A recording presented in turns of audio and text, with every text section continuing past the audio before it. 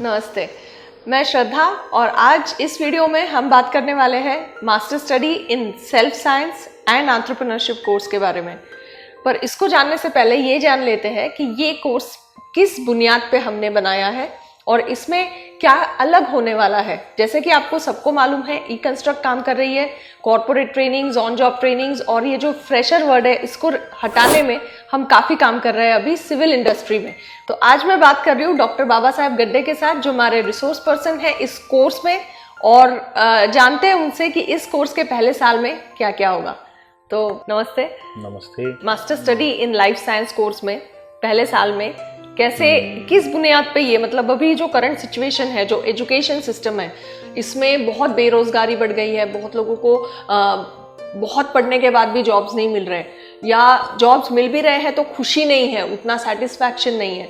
तो ये सब क्यों हो रहा है? अभी करंट एजुकेशन सिस्टम के बारे में आप क्या कहना चाहेंगे? देखिए, मैं इसके बारे में ऐसा पक्ष रखूंगा कि पहले हम ये जान ले कि हम कहाँ पे ठहरे और ये प्रॉब्लम क्या है और हमारी अकाउंटेबिलिटी, लायबिलिटी क्या है और हम इसको कैसे सॉल्व कर सकते हैं। तो सबसे मोस्ट इम्पॉर्टेंट चीज़ कि ये लाइफ साइंस या सेल्फ साइंस है ना, तो ये सेल्फ साइंस का इम्पोर्टेंस क्या है और ये कोर्स हम क्यों चला रहे हैं। ऐसे तो बहुत सारे कोर्स हैं, यूट्यूब में बहुत सारे वीडियोस हैं। तो इस कोर्स का यूनिकनेस क्या है? इस कोर्स का यूनिकनेस ये है कि हमने जो एग्जिस्टिंग सिस्टम है, whether it is market system, whether it is education system, या फिर आप मान के चलिए अपना एंटरप्रेन्योरशिप का सिस्टम, इसमें कुछ बॉटलनेक्स हैं जिसके चलते let us talk our country, हमारे मुल्क एक एज ए कोहॉर्ट, एक ग्रुप ऑफ पीपल। तो सबसे बड़ा संसाधन तो मानव संसाधन है।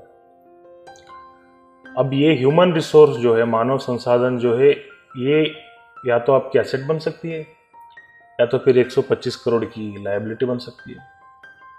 तो ऐसा क्या है कि हम इसको, परसेप्शन जो हमारा है ये लायबिलिटी का बन चुका है। सरकार को भी इस चीज़ का लायबिलिटी है कि 125 करोड़ की हमारे ऊपर लायबिलिटी है, इतने युवाओं को, 30 करोड़ युवाओं को, 40 करोड़ युवाओं को रोजगार देना है, ये सरकार की लायबिलिटी बन चुकी है। इसके विपरीत परिस्थिति ये होनी चाहिए कि ये 30-40 करोड़ लोग इस देश को क्या असेट दे पाएंगे, और ये होनी चाहिए। इसका ये मतलब नहीं कि ये कोई थ्योरेटिकल अजम्पशन है, ये हुआ है पहले और ये अभी भी हो सकता है।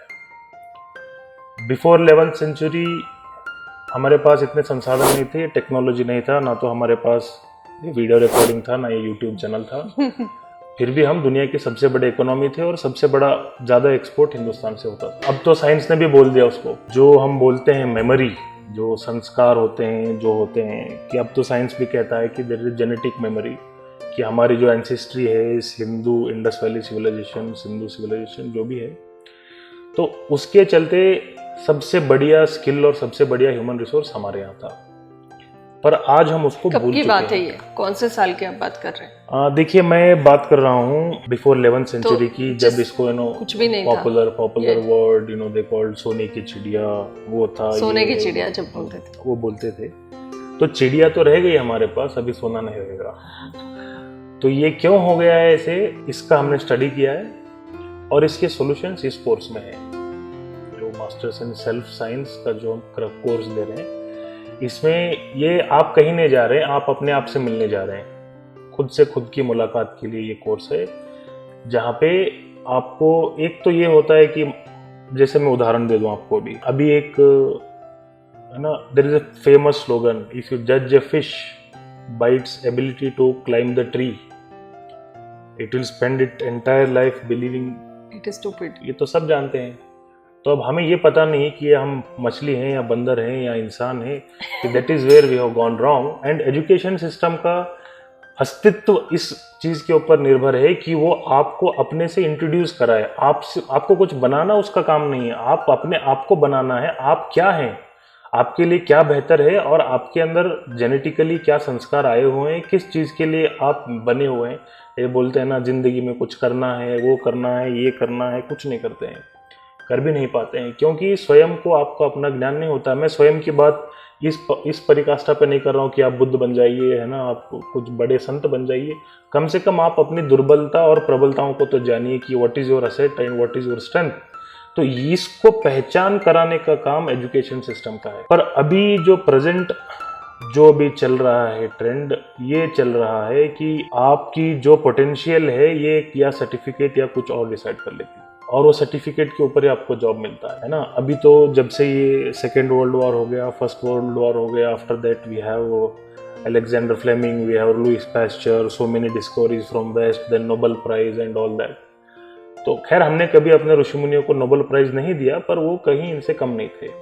तो वो जो हमारी इनोवेशन की जो क्षमता है या फिर जो अपने आप को समझने की जो क्षमता है वो लॉस्ट हो गई है, और इसको कैसे वापस ला जा सकता है ये टेक्निक हिंदुस्तान में बहुत दिनों से है, आगे भी है, अभी भी है, और इसको इसी को हम यहाँ पे सिखा रहे हैं। हम यहाँ पे कुछ उनको ये नहीं कर रहे हैं कि आपको हम कुछ will do some magic trick and वगैरह वगैरह। सोल्यूशन आपके अंदर ही है, बस हम आपको सोल्यूशन तक ले जा रहे हैं। It's all about inner journey. तो ये हो गया ये पहले आपका प्रश्न का सवाल कि ये क्यों करना है, सेल्फ साइंस कोर्स क्यों करना है और ये कोर्स में हम क्या कराना चाहते हैं। तो अभी हम बात करते हैं कि ये इसकी ज़रूरत क्या है, ये कोर्स की ज़रूरत क्या है ना। ये कोर्स की ज़रूरत को समझने के लिए हमें पहले ये प्रॉब्लम अंडरस्टैंड करनी पड़ेगी।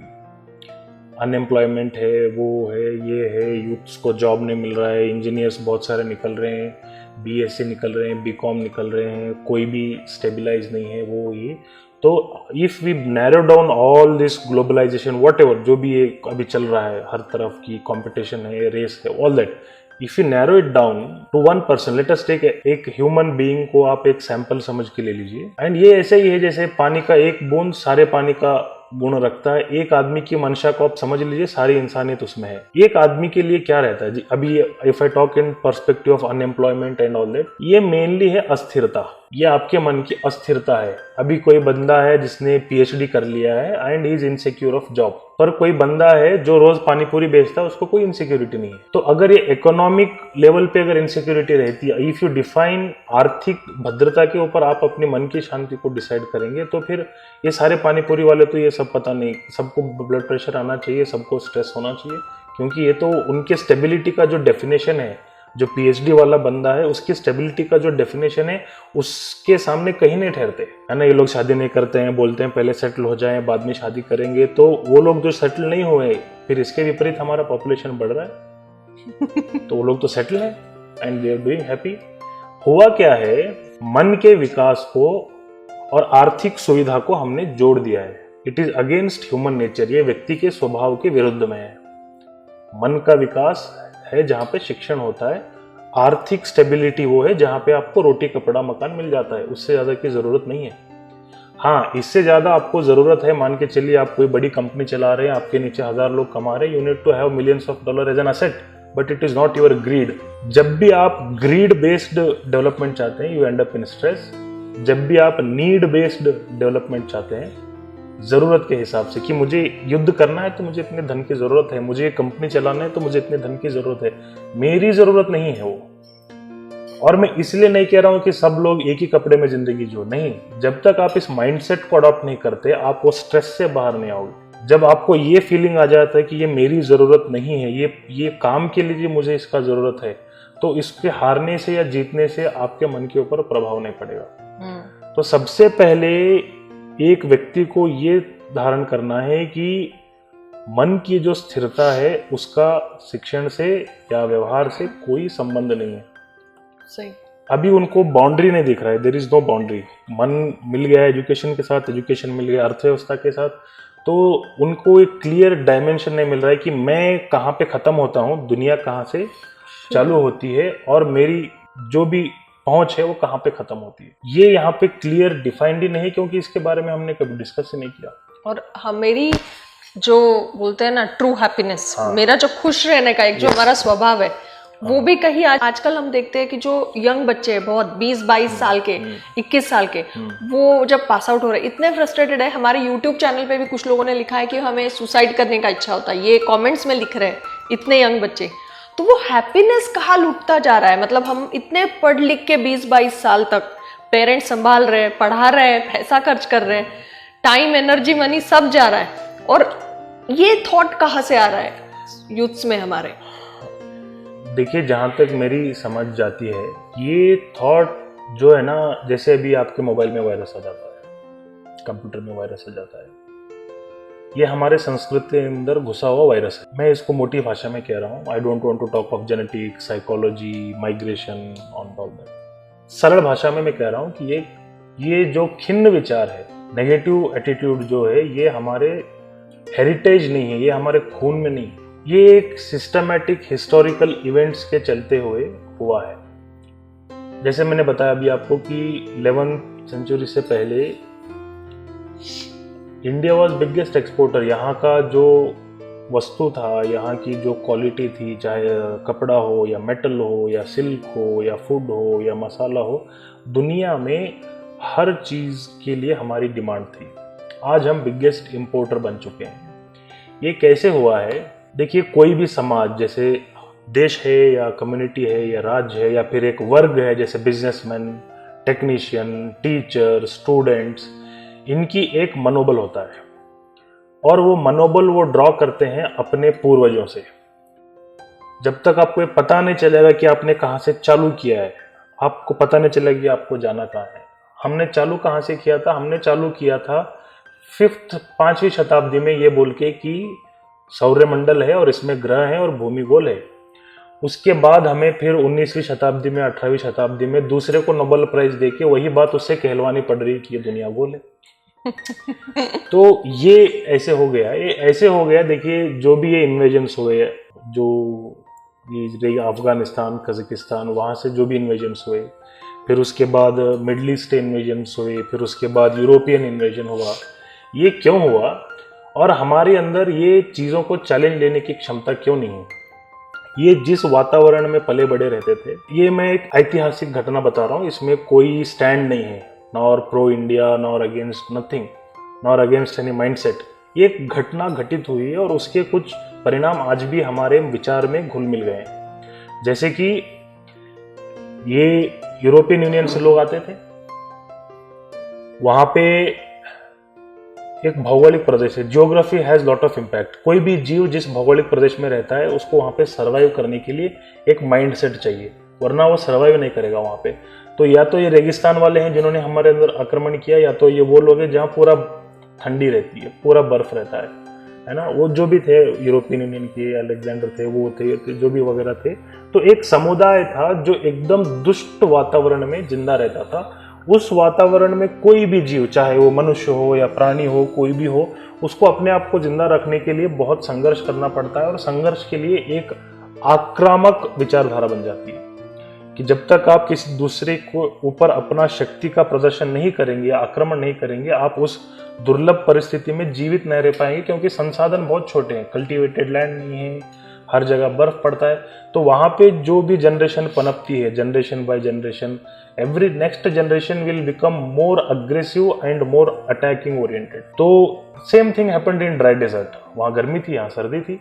तो इन लोगों के पास में ये था कि यहाँ पे ऐसी संपन्न जलवायु है, भौगोलिक प्रदेश है कि जहाँ से सब कुछ आता है। तो नेचुरली उनकी अग्रेसिव विचारधारा जो उस वातावरण में पली है, they want to go and attack और उसको कैप्चर कर लें। तो इसके चलते वो पूरी दुनिया का समुद्र का चक्कर लगा के केप ऑफ गुड होप से आ गए हमारे केरल में। ये लोग यहाँ से आ गए, दिल्ली से, पंजाब से, वहाँ से अंदर घुस गए। ये तो हो गया एक बात। ये लोग पहले ये नहीं कर पाए, पहले भी ये लोग आते थे। गजनी ने पहली बार 7-8 बार किया, हमने उनको हरा दिया। पहले भी लोग आते थे, हम उनको डिफीट करके वापस भेज देते थे। Vijayanagar empire was there from Mysore to Philippines, from Afghanistan, Uzbekistan to Nepal and to Bhutan till Tibet. तो 400 साल तक ये हमारा शासन रहा। तो हमारे अंदर की जो विकास की भावना है, वो अपने आप को एक्सप्रेस करने की, जो एक ह्यूमन, एक इंसानियत का जो स्पीसीज है, human being as a species, जो दूसरे जीवियों से अद्भुत है, इसकी अद्भुत क्षमता को प्रकृति के उपयोग में लाने के लिए हमने आपको वो अपना पोटेंशियल एक्सप्लोर करने के लिए हमने सोसाइटी बनाया, क्योंकि हमारे पास संपन्नूलों की कमी नहीं थी। So we went for metaphysical world. पर जो बाकी के लोग हैं, ये दूसरों को अप्रेस करने के लिए, क्योंकि उनके लिए they were born and brought up in scarcity, उपलब्धियां नहीं थी, हर चीज की कमी थी। वैसे में एक ऑटोमेटिक नेचुरल अटैकिंग माइंडसेट बन जाता है। तो जब ये दोनों जीवी या दोनों समाज जब क्लैश होंगे, तो जो स्केर्सिटी में, जो विपरीत परिस्थितियों में रहा है, वो ज्यादा अग्रेसिव रहता है। वो इंस्टिंक्ट अपने पेट के लिए अग्रेसिव है और ये विचारधारा के लिए अग्रेसिव है। तो ये जो हमारी कल्चर है, this is one of its unique, you will never find it, where we are good for the sake of good, not because of necessity. हमें अच्छे बनने की जरूरत है या आक्रामक बनने की जरूरत है, that is what is called धर्म। आवश्यकता और धर्म में यही फर्क है। आज क्या हो गया है, अच्छा बनना जो आवश्यकता की विचारधारा, जो ईस्ट और ये जो रेगिस्तान से या बर्फ से जो लोग आए हैं, आज जॉब करना आवश्यकता बन गई है। यू हैव दैट सेम विचारधारा हमारे अंदर, वो वायरस अभी भी जनरेशन बाय जनरेशन कंटिन्यू हो रही है। ये आपकी आवश्यकता है, आपका धर्म नहीं है। उद्योग करना कोई जीवन व्यापन के लिए, ये आपका धर्म नहीं बना अभी, ये भी आवश्यकता बन गई है। तो ये जो विचारधारा है, ये उस भौगोलिक प्रदेश की विचारधारा है जो वहां पे ठीक चलती है। यहाँ पे आप उसको अप्लाई करेंगे तो फिर यही डिजास्टर होगा जो हो रहा है। इतने स्ट्रेस, अभी आपने बताया कोई सुसाइड करना चाहता, इतने स्ट्रेस यार। आप देख लीजिए, जहाँ पीने के लिए पानी है, देखिए आप सब कुछ कर लेंगे, शायद आप 40 करोड़ लोगों को जॉब भी दे देंगे। क्या हम कुछ भी करके ये कर सकते हैं कि किसी देश का 60% लैंड फर्टाइल कर दें? क्या हम कुछ भी करके ये सकते हैं कि किसी देश के अंदर सबसे ज्यादा नदियां आ जाएं?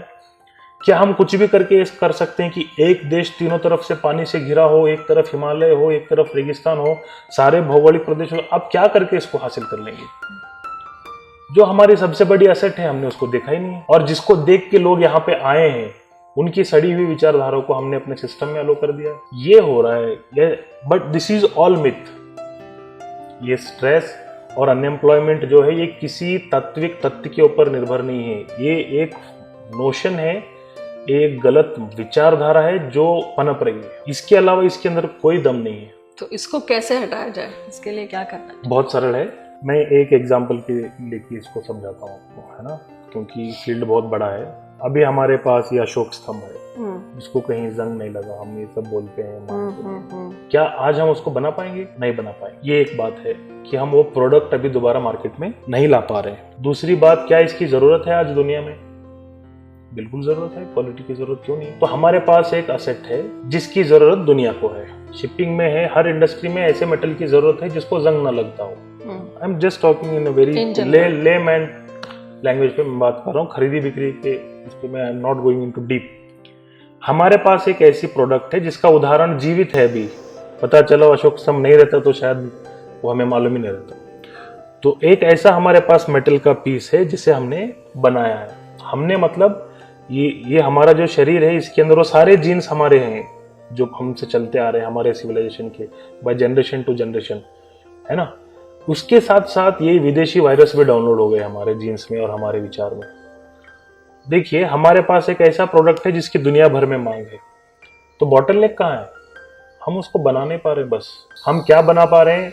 हम B mechanical, bachelors of engineering in mechanical की डिग्री बना ले रहे हैं, हम मास्टर्स की डिग्री बना ले रहे हैं, हम बहुत कुछ चीज़ बना रहे हैं। पर और दूसरी बात, अब आप मछली को बोलोगे कि पेड़ पे चढ़ो तो कैसे चढ़ेगा? हम जो हैं, हम का मतलब जो हमारी सिविलाइजेशन है, सभी आ गए इसमें, आर्यन द्रविडियन, जो भी ये हिंदुस्तान सिंधु वैली के जो भी डिसेंडेंट्स हैं, जेनेटिक डिसेंडेंट्स, हम बने हैं वो क्वालिटी का प्रोडक्ट बनाने के लिए। हमारे जीन्स में वो हुनर अभी भी है, बस उसको थोड़ा बाहर लाने की ज़रूरत है। और आप हमें बोल रहे तो नकली काम करो, तो कैसे हम एम्प्लॉय करेंगे? ये समस्या है। You just have to get back to your original form and come out of this phobia of education. IT sector का आप उदाहरण ले लीजिए, हर 6 महीने में सॉफ्टवेयर बदलता है। आज भी सारे मेजर यूनिवर्सिटीज़ इन इंडिया, इनका जो सिलेबस है वो हर 10 साल में एक बार बदलता है।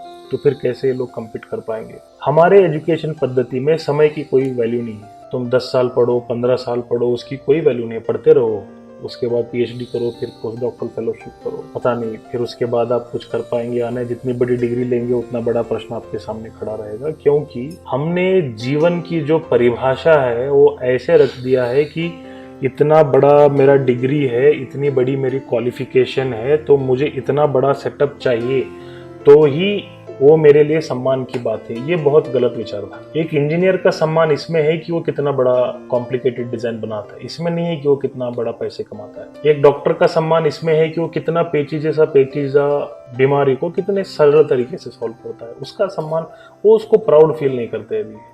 हमारा जो प्राइड का आइडेंटिटी है, हमने जिसके ऊपर प्राइड होना चाहिए, वो पूरा मटेरियलिस्टिक व्यू पॉइंट पे आके बैठा है कि what is your EMD, what is your EMI, what is your bank balance. ये तो सबसे बड़ा अपमान है हमारे पूर्वजों का और हमारी जो धरोहर है, हमारी जो कल्चर है उसका, क्योंकि हमारे यहाँ इसकी कमी नहीं थी। जो मटेरियल वेल्थ है जिसमें सब आ गया, खाना पीना रहना, ये सब तभी संभव है जब भौगोलिक परिस्थिति उसके अनुकूल हो। तो ये लोग जहां से आया, east India company, British law, जो भी हमारा कानून है, entire CRPC, IPC, Indian constitution, civil laws, all जितने भी ये 13,000 crore 30,000 laws they have made when east India was here, all of them were based on a mindset which was born in a atmosphere जहां पे कुछ था नहीं। तो उनको देखिए कैसा रहता है कोई भी समाज में, अब मान के चलिए सोना हर जगह मिलता है, गोल्ड हर जगह मिलता है, पेड़ पे भी उगने लगता है, तो फैशन ये आ जाएगा कि जो अपने गले में पत्थर बांधेगा वो सबसे अमीर है, क्योंकि वो रेयर है। तो विशेषता ये रहती है कि जो विरल है, जो कम मिलता है, उस चीज की तरफ सोसाइटी का डिमांड ज्यादा रहता है और सोसाइटी उसको अपीज करने लगती है। तो ये जो विचारधारा है, जो ब्रिटिश विचारधारा है, जो यूरोपियन विचारधारा है, जो यूरोप ईस्ट इंडिया कंपनी के थ्रू हमारे यहाँ आई या मुगल इन्वेजन के थ्रू यहाँ पे आई, ये विचारधारा वहां पे पनपी है जहां पे मटेरियल फैसिलिटीज की कमी थी। तो उन्होंने अपने सोसाइटी में इस चीज को इंपॉर्टेंस दिया, इंग्लैंड में या यूरोप में, कि किसके पास ज्यादा वेल्थ है, क्योंकि पैसा रहेगा तभी आप सेफ है। ऐसा नहीं है कि 4 बीज हाथ में है, चलो भाई लगा दिया, कल पेड़ उग जाएगा और खा लेंगे, वो तो संभव है हमारे यहाँ। उनके यहाँ हर चीज के लिए दूसरे पे डिपेंड रहना पड़ता है। रेगिस्तान में और बर्फ में आपको पैसा चाहिए, आपको मटेरियल चाहिए, आपको बहुत दूर तक जाना है तो गाड़ी चाहिए, बर्फ पड़ता है तो बड़ा बड़ा बिल्डिंग चाहिए। हमारे यहाँ क्या है, हमारे यहाँ उसकी जरूरत नहीं। हमारे जो बेसिक फूड रिक्वायरमेंट है उसके लिए तो हमें कुछ नहीं चाहिए, 4 बीज फेंक दो, बारिश आएगी, बीज उग जाएगा। ये उनके यहाँ संभव नहीं है। तो उसको जीतने के लिए उनके पास मटेरियल वेल्थ, जिसमें money, wealth, gold, housing, whatever material wealth की अगर आपके पास जमा पूंजी है, आपके पास ज्यादा मटेरियल वेल्थ है, तो आप उस भौगोलिक परिस्थिति में, उस समाज में आप श्रेष्ठ हैं। वही विचारधारा लेके वो यहाँ पे आए, है ना। अभी आप देखिए, आप बहुत बहुत बहुत पैसा कमा लेंगे और सड़ा हुआ बर्गर खाएंगे। ये कैसी विचारधारा है। आप सोचिए कि जो खाना यहाँ हमारे अच्छे से मिल सकता है, जो अच्छे से हम फ्रेश उगा सकते हैं, यहाँ तक कि आप अपने घर के ऊपर छोटा सा कुआं लगा दो, काली मिट्टी डाल दो, वहां पे पेड़ उग जाएगा। ऐसी जलवायु यहाँ पे है। तो हमारे यहाँ देखिए मटेरियल वेल्थ, आज भी आप देखिए, मनी इज ए करेंसी। पैसा जो है, it is a means to exchange the goods. Let me put it very simple mathematics, where there is goods have to be exchange. बहुत सारा बार्टर एक्सचेंज होता था, you know, sometimes cows were exchanged, so many things. ये नहीं चला तो उसके लिए उन्होंने एक कॉमन बना दिया, then that's how currency has evolved. It is not wealth, it is a means to exchange your wealth. So when there is a scarcity of material wealth, food, clothes, accommodation, good place, हर जगह बर्फ गिर रहा है तो आपको कहीं एक जगह रुकना पड़ेगा, हर जगह तो नहीं ठहर सकते। हमारे यहाँ आप कहीं घर बांध लीजिए, क्या है उसमें, है ना। ये रियल एस्टेट के कानून सब वहीं से आए, क्योंकि वहाँ ढूंढ के अच्छी जगह जहाँ बर्फ कम होती हो, जहाँ पे लैंडस्लाइड ना हो, जहाँ पे स्नोफॉल ज़्यादा ना हो, तो they have to relocate that real estate, जहाँ पे रियल एस्टेट बनता। हमारे यहाँ तो हर जगह रियल एस्टेट है। तो वो ऐसा है कि जब फिजिकल वेल्थ की कमी होती है तो करेंसी का इंपॉर्टेंस बढ़ जाता है ना, करेंसी का इंपॉर्टेंस बढ़ जाता है। और जब डिमांड, सिंपल, बहुत सरल चीज है, किसी, मान के चलिए चावल है, भी चावल का सप्लाई बहुत कम है क्योंकि हमारे देश में उगता नहीं है, हमें हिंदुस्तान से मंगाना है। हम दोनों अभी यूरोप में बैठे हैं, तो जिसके पास ज्यादा करेंसी रहेगी वो शिप के जहाज से उसको मंगा लेगा। अब हमारे यहाँ जिधर भी दाना फेंको चावल उग सकता है, तो फिर ये करेंसी का इंपॉर्टेंस क्यों है। ये करेंसी को इंपॉर्टेंस देने के लिए हम लोग हमारे यहाँ क्या कर रहे हैं, उसी चावल को बिगड़ा के, रोस्ट करके, फ्राई करके, 1 महीना उसको सड़ा के, उसको किसी आलीशान शोरूम में रख के, उसको पिज्जा या बर्गर का नाम देके, उसका कॉस्ट 100 टाइम्स बढ़ा के, उसको खाने के लिए हमें जिंदगी भर स्ट्रेस लेके, वो सैलरी लेके उसको खाना है। तो this is where we are totally going out of focus. हमें करेंसी और ये इसकी जरूरत नहीं है, क्योंकि हमारे पास मटेरियल वेल्थ बहुत सारा है। That is our major asset. किसी भी मुल्क को आप जीडीपी या ग्रॉस डोमेस्टिक प्रोडक्शन है या फिर उसका फिजिकल डिपॉजिट है, जो भी है, गोल्ड डिपॉजिट है, उसके तुलना में आप तब नापेंगे जब उसके पास संसाधनों की कमी हो। हमारे पास तो इतने संसाधन हैं कि हम किसी देश से कुछ भी ना ले, हम हमारे देश में सब कुछ बना सकते हैं। ना तो हमारे यहाँ मेटल्स की कमी है, ना धरती के नीचे ना मिनरल्स की कमी है, ना पानी की कमी है, तो हमें ये पैसे के पीछे भागने की जरूरत ही नहीं है।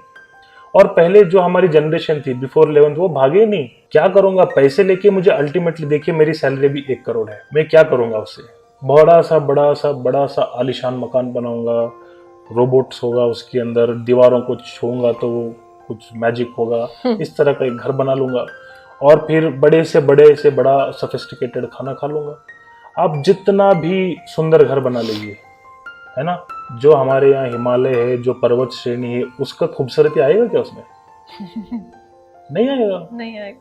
आप कितना भी वो फॉरेन से मंगा लीजिए, कितना भी बड़ा पिज्जा बना लीजिए, आपके हेल्थ के लिए ठीक है क्या?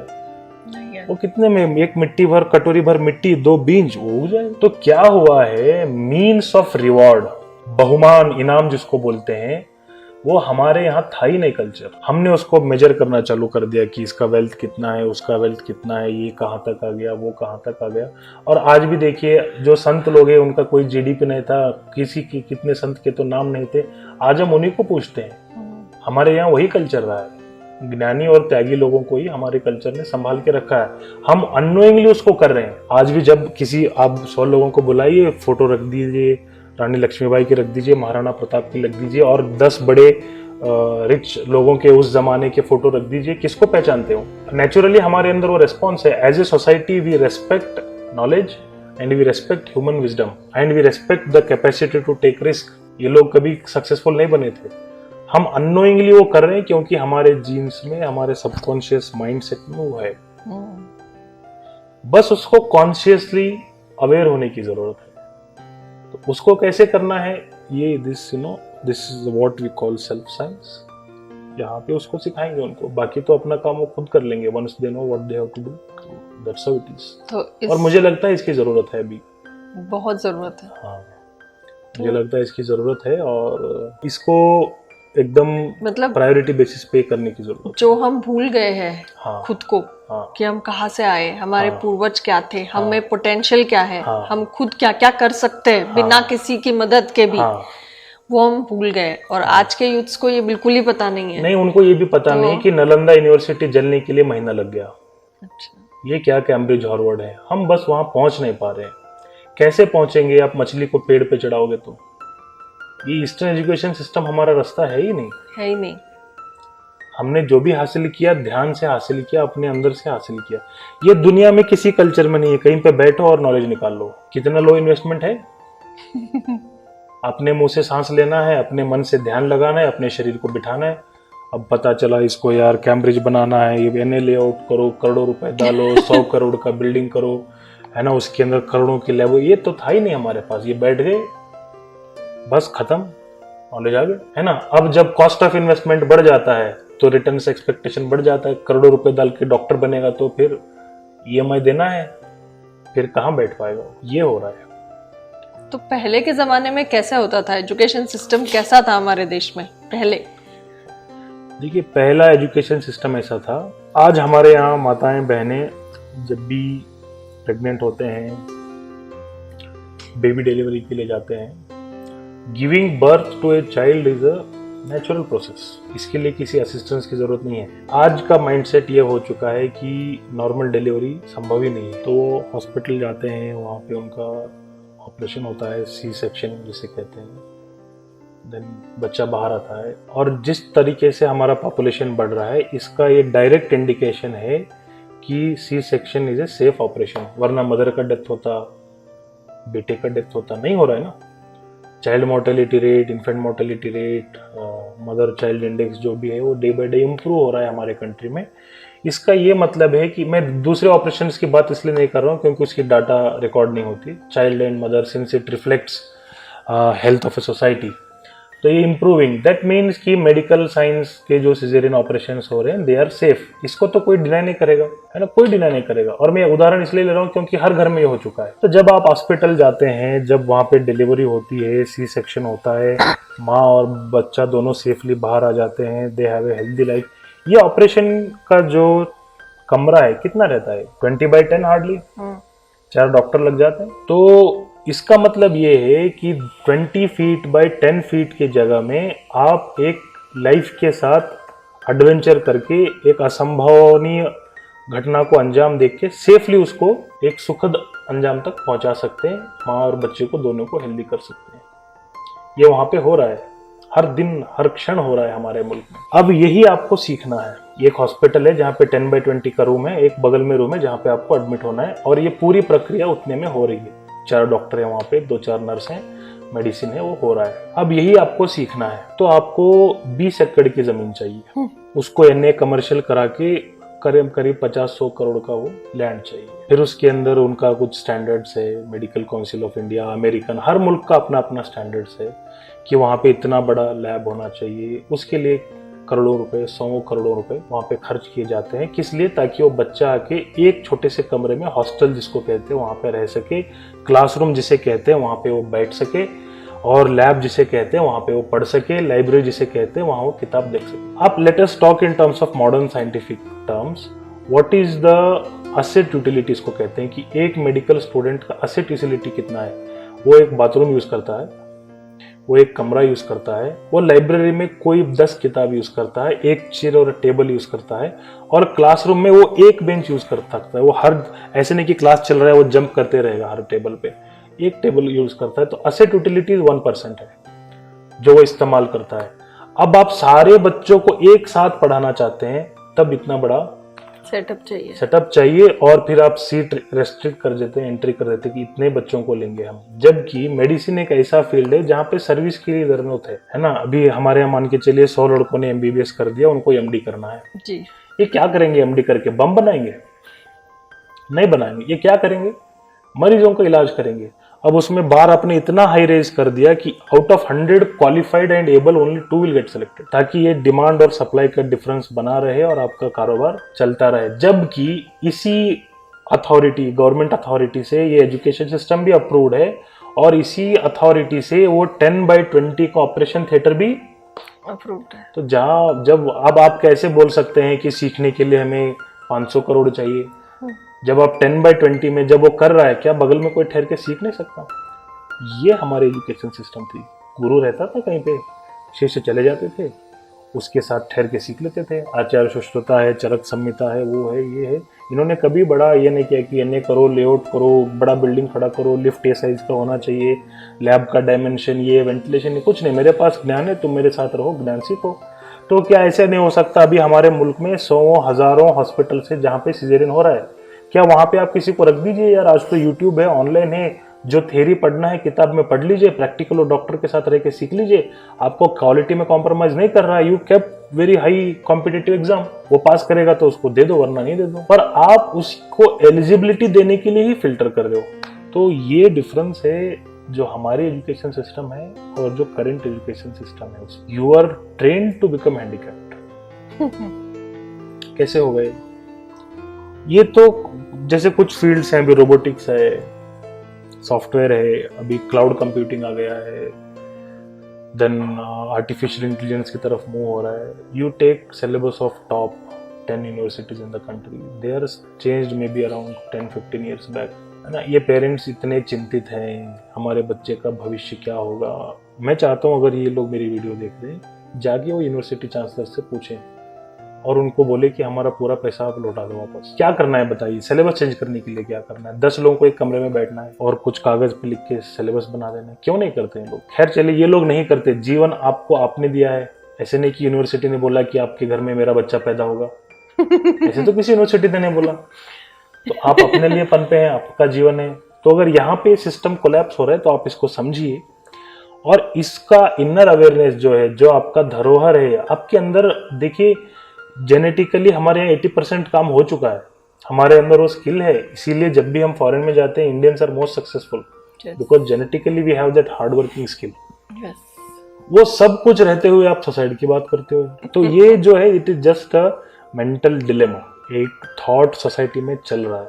ठीक, बस इससे ज्यादा कुछ जैसे नहीं। एपिडेमिक होता है, जैसे पोलियो एपिडेमिक था, जैसे ऐसे ये एक मास मेंटल एपिडेमिक चल रहा है। ये ऐसा क्यों संभव नहीं है कि मुझे कुछ भी ना मिलते हुए मैं संतुष्ट रह सकूं? खाना पीना मिल रहा है बस, और क्या चाहिए? अब आप अपने हुनर को मटेरियल वेल्थ के साथ जोड़ेंगे तो ये तो ऐसा हो गया कि पेड़ हर दिन ये सोच के रो रहा है कि मैं चल नहीं पा रहा हूं, मैं चल नहीं पा रहा हूं। और जो चल फिर आदमी रहा है वो हर दिन ये सोच के रो रहा है कि मैं पेड़ के जैसे खड़े खड़े खाना क्यों नहीं बना पा रहा। ये ऐसे हो रहा है। Just there is no actual problem, है ना। ऐसे बोलते हैं कि there is no elephant in the room, कुछ भी नहीं मरा है, हम ऐसे ही दुखी हो रहे हैं। कोई लाश ही नहीं है वहां पे, किसी ने कपड़ा लेटा दिया उसके अंदर लाश ही नहीं है। हमारे संस्कार अभी भी जीवित हैं, उनको थोड़ा एक्टिवेट करने की जरूरत है। Now that is what I think this. तो इस पूरे कोर्स में फिर एक साल में भी हम उन्हें अवगत कराएंगे खुद से। हाँ, इसका एक ही तरीका है, ट्रायल एंड एरर। उनको छूट दी जाएगी। बाकी आपके दर्शकों को कोई प्रश्न है तो वो पूछ सकते हैं, हम जवाब दे दें। अगर आपको कोई भी प्रश्न है तो प्लीज कमेंट बॉक्स में लिखिए इसके बारे में। और हम आशा करते हैं कि इस पूरे एक अलग पहलू से आपने इस पूरे अनएम्प्लॉयमेंट के प्रॉब्लम को भी फिर से एक बार जाना होगा। अगर कुछ भी प्रश्न है तो अपने कमेंट बॉक्सेस में लिख दीजिए, हम उसको जरूर जवाब देंगे। धन्यवाद।